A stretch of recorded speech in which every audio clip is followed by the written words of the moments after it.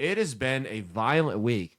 So we hear that Rob Reiner, the movie director, gets killed earlier in the week.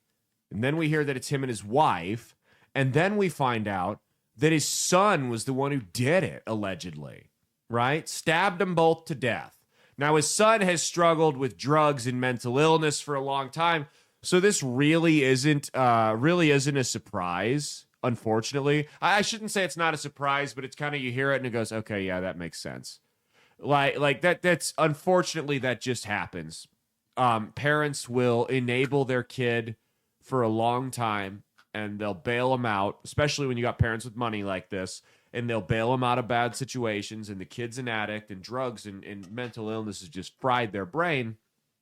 And then one day the parent goes, you know what? I'm not helping you. I'm cutting you off cold turkey. And sometimes, unfortunately, the kid just snaps. Now, Rob Reiner was pretty far left, right? He was pretty far left, which there's no indication had anything to do with any of this. I don't have to agree with someone to say that's sad they died. Here's what I'll say to you guys.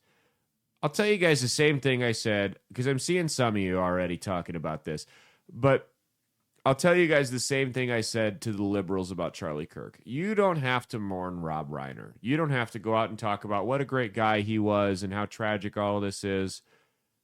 What I'm asking you not to do is celebrate the guy's death. I don't think that's a big ask.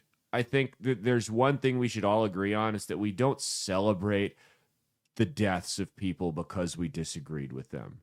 That's all. I'm just asking you not to be gross. That's all. That's it. That's literally all you have to do. You don't have to make a big spectacle out of it.